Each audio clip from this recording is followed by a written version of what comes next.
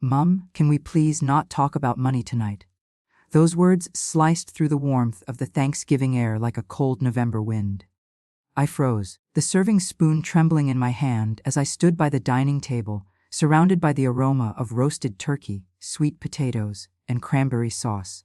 My daughter, Lily, didn't even look at me when she said it, just kept staring at her phone, rolling her eyes like I'd committed a crime. The room went silent. Her husband cleared his throat awkwardly. Her kids glanced around, unsure what had just happened. I forced a smile, my heart tightening in my chest. "Of course. Honey," I whispered, setting the spoon down. "Let's just eat." I sat there quietly as everyone chatted and laughed, but my mind wasn't on the food. It was on the countless nights I'd stayed up balancing my checkbook, wondering how to make ends meet, wondering if I'd made the right choice to pay off Lily's $30,000 credit card debt without ever telling her. 2 years ago, she'd called me sobbing. Her voice had been trembling, raw with fear. "Mom, I messed up. I can't do this. I can't pay all this back." She'd lost her job during the pandemic. Her husband's hours had been cut, and the bills were piling up faster than she could breathe. She told me she'd maxed out her cards just to survive. I remember that night vividly. I could hear the kids crying in the background, and all I could think about was how helpless she sounded. She was my daughter, my baby. I couldn't bear to hear her like that, so I promised her I'd help. "Don't worry about it, Lily," I said softly. "Just focus on your family. I'll take care of things." She thought I meant advice or a small loan. She didn't realize that the very next morning, I called her bank and started paying her debt myself. Every month, without fail, I sent in payments, even when it meant skipping meals or postponing doctor visits for my aching knees. I told no one, not even my best friend, not even my sister.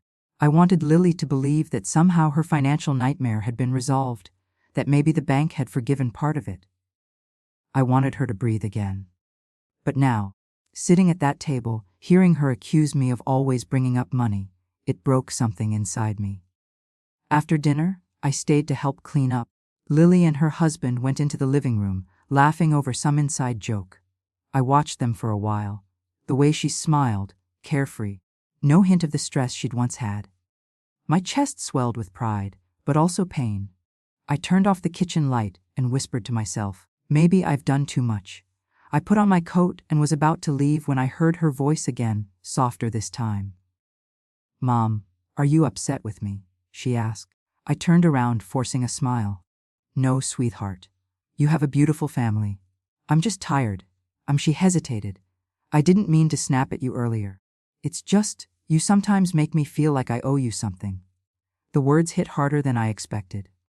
I took a deep breath, steadying my voice. "You don't owe me anything, Lily. You're my daughter.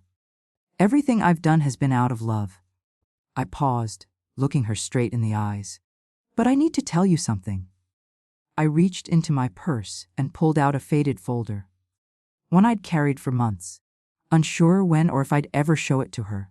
Inside were the receipts, statements, and payment confirmations from her bank, all under my name. I handed it to her silently. She frowned, flipping through the pages.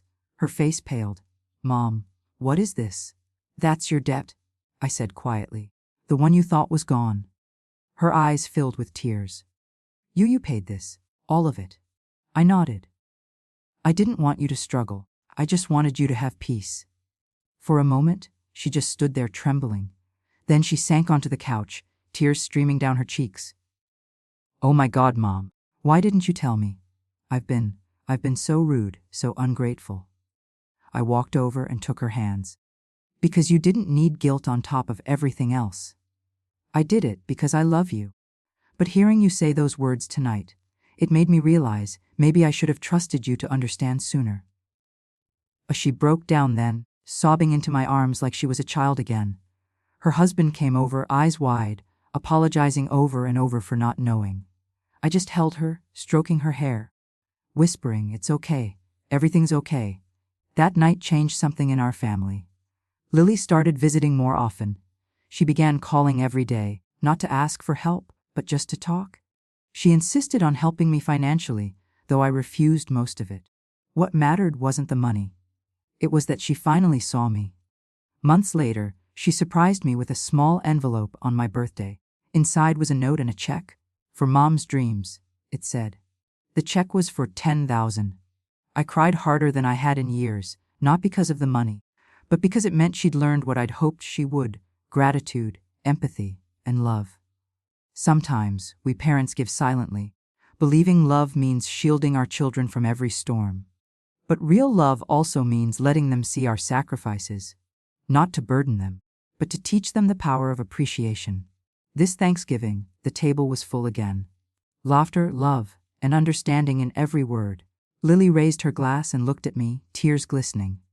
"To my mother," she said, "the woman who gave me more than I ever knew." And as I looked around the table, my heart finally felt full. Because this time, there were no debts left unpaid. Not in money, not in love, not in understanding.